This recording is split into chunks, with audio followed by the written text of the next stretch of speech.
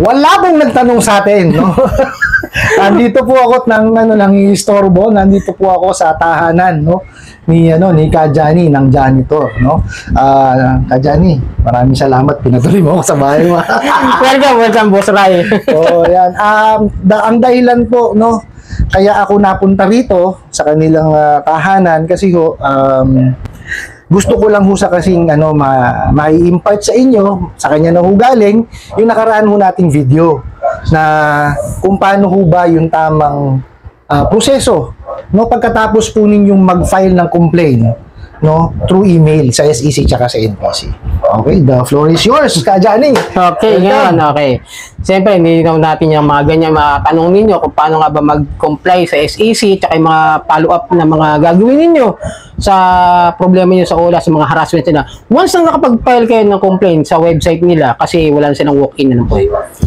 Sa SEC website nila, pero kung meron kayong pwedeng mag-file doon ng complaint na kung saan kailangan legit yung yung OLA na nakalagay doon. Kailangan tatandaan nyo, hindi kayo pwede basta-basta magpo-forward ng complaint na wala yung pangalan ng OLA doon sa mga text, sa mga message nila, sa email nila. Kasi minsan, email lang walang pangalan ng company. Kailangan kasama po talaga yon. Ngayon, pag meron kayo nun, forward nyo po yun, pero one at a time lang po yung OLA na kailangan nyo i-forward. Hindi pwedeng complaint nyo sabay-sabay lahat ng OLA. Kasi kailangan nga nila ng mga ganun complaint na yung malinaw at saka yung lahat ng mga screenshots ng mga complaint ninyo doon sa mga harassment ng OLA. Then, once na nagkaroon na ng complaint, filing complaint si SEC, kay sa SEC tapos pinorward na kay PNP o kay NBI, yun po yung gagawin nila para magkaroon po ng ng search operation, search warrant operation or something na baka ma-raid yung mga OLA na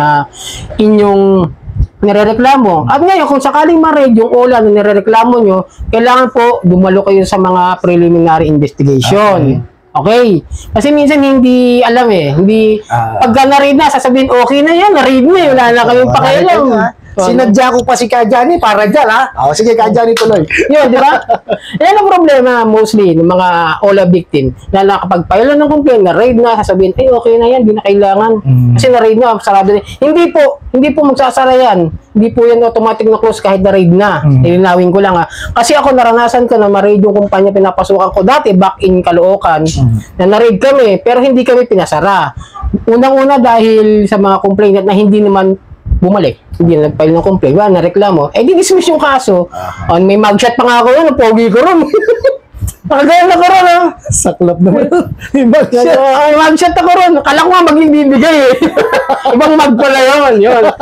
Kasi kailangan yan for investigation ng mga ahensya ng gobyerno na kailangan makapag-file sila sa korte. Kasi nga yung statement natin ng mga biktima, kukumpile nila yan. Tapos i-forward sa korte yan. Tapos bababaan ng mga kaso. Ngayon, yung mga ahente na mga OLA, yung mga Pilipino na dyan, mga empleyado nila, marirelease naman agad dyan okay. So, hindi rin talaga sila kasama dun sa Oo, narirelease. Pero meron akong narinig na nag-bail pa siya, di ba? Sa'yo ko yata napanood yun na nag-bail pa yung mga magulang niya para sa... Yung yung last year, yung sa Balilaw na, na-raid yung nag-viral yung kay Captain Sabino, yun mga nag-bail yun. Pero kung sa talaga, kasi medyo matibay yung ebidensya ron. Kaso nga lang, yung mga complainant nun, wala. Wala na. Kaya mga babasura yun ang problema natin. Kailangan may continuity, pag may preliminary investigation o pinapapunta kayo, pumunta po kayo. Ganun po kahalaga. Kaya nga yung ibang OLA na na-raid ngayon, ayoko na rin muna magbanggit kasi kasama ko siya nakita nyo, coming from the expert itself, okay? Ayan, narinig nyo na po, ganun po yung proseso. So, after nyo siyang i-file through email at hiningi yung inyong presensya para ho sa inyong para do sa preliminary investigation, puntahan nyo po. Sabi nga sa inyo, tuluyan nyo. Okay? Tuluyan nyo, totoo yun. Ako kung nasama lang yung pinal ko na OLA no last year, malamang na doon ako lagi sa korte. Pipilitin ko talaga. Yan, kukuha na ng damages permissions kasi malaki yung pwede ko makuha ron Cyber libel, harassments, unjust vexation, coercion. Yun ang masakit. Ang daming kaso niyan. Maraming kaso. Data privacy kasi chinet yung mga kaibigan ko Ginawa na ko ng GC. Di national privacy. Ano yun? Tawag dito, cyber libel. Tapos yung data privacy ng NPC na kung saan malaki rin. Milyon din na maaaring makuha ron. Totoo, maniwala kayo sa laki ng mga babayad sa inyo. Kaso nga lang, di nare-read yung gusto ko i-reklamo. Ayun nga. Well, sa ganun kasi kailangan siguro ng tulong ng ating mga taga-gobyerno, no? So siguro I think it's about time, no, na ako po manghihingi na rin kasama po si si Kajani, no, manghihingi na po kami ng tulong, no, sa ating mga sa gobyerno, ay sa gobyerno, no, na pakitutukan please, no. Ngayon, Boss Ray, si Paok, si Winston Casio. Yan. Si Winston Casio, medyo nagpost na nakaraan na kita ko rin sa kanyang FB page na kung saan pwede kayo mag-file ng complaint through email. Yun. Sa kanya mismo. Wag doon sa Facebook account niya. Okay. Sa email niya, puntahan niyo doon sa may Facebook page niya kung paano kayo magpapile ng complaint at one complaint per time din po yun. Tapos talagang kompleto, lahat. Dapat yung detalye na kung saan na mga chat sa inyo, yung mga email sa inyo, ibato nyo lahat sa kanya. Mukhang may binabalak po sa inyo. So maliwanag po, Kajani, dapat yan, i-email po. No, i-email nyo po, wag po doon sa page nyo isi-send, hindi nyo complain. Di ba? Kasi minsan may nagme-message pa rin sa comment section. Doon nyo nilalagay. Patay tayo ron. Ano na naman sa email eh. Kasi minsan tayo mga Pilipino, kaya tayo minsan na i-scam. Basta ito, legit ko lang, real talk lang. Masasaktan sila kasi comprehension. Okay. Reading comprehension, video comprehension, yung mapanood, yung viewing comprehension. Kahit naipaliwanag ko na, minsan hindi pa rin naintindihan. Yun.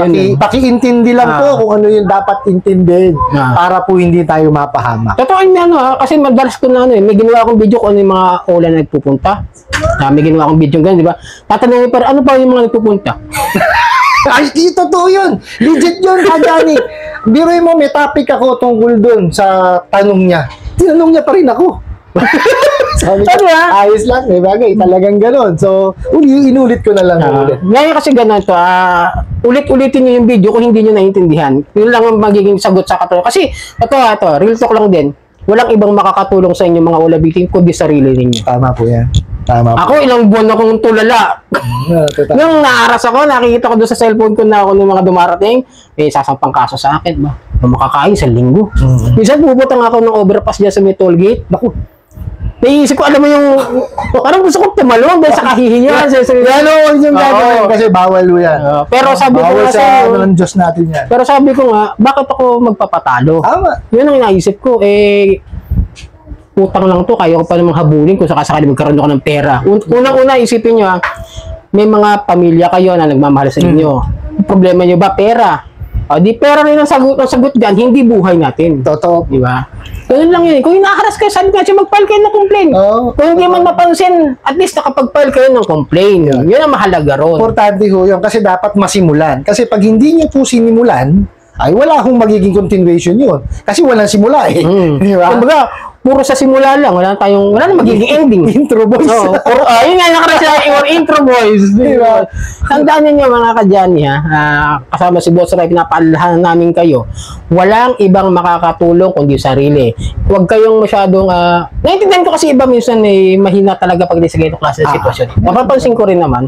Pero unang-una lagi nyo iisipin, mga anak nyo, mga mahal nyo sa buhay, yung mga, kung sino may nagpapalakas sa loob ninyo, nagpapatibay sa inyo para labanan yung mga sitwasyon nyo ngayon. Yung mga kaibigan ko dito, nakabiktima ng all. Ay, nakita nyo. Sa akin nakabit! Ako tinatanong, totoo, pero sa kumpanya namin, walang sumubok na iba. Alam nila ako lang. Kasi merong dati na empleyado kami na ng OLA, pati mga management tinawagan. Yun. Pati mga may posisyon, tinawagan. Yun ang unang payo ko sa inyo. Pag kayo ako sakaling hihiram sa OLA, tanggalin nyo na kagad yung mga ninyo. Mga pangalan ng mga employer nyo, ng mga management ninyo, ng supervisor ninyo. Hindi ko sinasabing takasan nyo, sinasabi ko, tanggalin nyo kung hihiram kayo at mapipilitan kayo manghiram. Pero piliin nyo yung legit, manood kayo kay Ate Red. Si Ate Red. Team Marcos, Sir Pat, Mami Yang, Party Lifestyle, eto kami. Shout out! Shout out po sa inyo. Team Honest Reviewers. Reviewers. Totoo yan, totoo. May group kasi kami. Tapos, ito na rin yung legendary na aquarium. Nakita ko, tawakan ko na rin. Dati napapanood ko lang siya eh. Ayan laki-laki na pala niya di ba? Ayun, akin si Katamari. Di ba? So, ako, Kajani, maraming salamat. No? At least, naliwanagan yung ating mga Viewers, manonood, dun sa kanilang katanungan. Kaya nga sabi sa inyo, mga boss, gagawin ko po lahat para masagot yung mga katanungan. Yung nakita nyo, dumayo pa ako. Sa bahay na may bahay. Nagulat na ako. Nag-usap na kami ni Boss Ray na mag-chat o mga gano'n. Nagulat ako kasi bagong gising ako. Matawag. Pagtingin ko si Boss Ray, nagising yung natutol kong diwa. Expected ko tagal. Lasing ko siya pupunta mga gano'n eh. Kasi may usapan na kami, boss, mga boss, na pupunta ako, dadalaw nga ako, tapos meron lang akong sa kanyang iaabot, tapos, yun nga, patatanungin ko na rin siya, Sinamantala na namin yung pagkakataon na nandito siya. O nga po pala, meron ho kami ring ginawang video doon sa channel po ni Kajani. So, panoorin nyo rin ho siya mamaya, para po at least maliwanagan din kayo sa ibang klase. Kasi may mga topics na tinakil kami sa paniningil naman po. So, doon nyo po siya, Subaybayan naman. Okay? At least, nagkaroon na ng dalawang legit mga information. Hindi ito yung kwentong barbero. Marami kasing kwentong barbero yan eh. Actually, napapanood ko yun. Naiinis ka ako doon kasi mali po yung information na ibinibigay. So, lang po, piliin nyo po, at iuwi nyo. Kumbaga, wag ko kayo maniwala kaagad. Kagaya ko na lagi ko sinasabi sa inyo, hindi ho, kumbaga, wala kaming karapatan, na panghimasukan ang inyong isipan. Ngayon, kung gusto nyo kami paniwalaan, well and good, nasa sa inyo po yan. Pero piliin nyo po, iuwi nyo siya. Piliin nyo yung mga papanoorin ninyo. Hindi namin sinisira yung iba kasi minsan nagnanakaw pa nga ng content. Correct, dahil last video ko, binira ko yung mga bugok. Tatared yung mga nagnanakaw ng content mo, tapos ginagamit pang ads sa Ola. Grabe sila. Meron yan akong ginawang video tungkol kay Ate Red sa mga paggamit mga misleading information sa kapag once na ginagawa nila yung mga misleading marketing, pwedeng kasuhan sa DTI. Ang problema nga, syempre, yung kakasuhan wala lang mong mga address pero pwede mong sabihin na ito, screenshot kung ano yung lending company na pwede niyang sampahan ng kaso, mga ganyan. Medyo basta misleading information. Nagsimula kasi kahit yung nagbayar sa takoyaki, doon ko nalaman yung takoyaki na nagpa-April Fools, nagpapatusa sa yun. Doon ako nag-research kung bakit nagkaroon ng misleading marketing information. Doon ko na-realize na, pag mali pala o hindi totoo yung sinasabi mo sa isang ads, pwede ka pa rin kasuhan. Doon pala yung mga misleading ads na agad. Sa Consumer Act of the Philippines. Diba? Ang daming tayo pwede ikaso sa kanila. Sa atin, ano ikakaso? Wala. Utang. Civil case po. Totoo yan. Pero hindi ho namin kayo hinihimo. Kaya nyo bayaran. Bayaran nyo po siya. Kasi obligasyon natin yun eh. Yung iba kasi, Boss Ray, nalaman na pwede palang umutang na hindi binabayaran at di na makukulong. Sinasamantala. Kaya minsan napansin ko rin. Ola farmers na. Totoo yun. Kaya minsan pansin ninyo bakit hindi tayo pinapansin ng gobyerno. Kasi mas malala na, mas talamak na po ngayon ng Ola farming. Ako tinigilan ko na kasi nadala na ako sa dalawa eh. Gano'n. Pero 5 talaga yung Ola ko. Pero talaga yung mga legit na pinipilit kong bayaran pa rin ngayon. Tapos yung 2 nang oras pakialam ko sa inyo. Wala akong paki. Hindi ko talaga binayaran kasi nga wala pang due date, Boss Ray. Talaga kasi, tinandaan ko kung ano yung due date ko ng buwan na yun. Malayo pa. May 18 ang due date ko, then May 10, naka-post na ako sa Facebook. Yun ang masama. Kasi ganito yan, Kajani.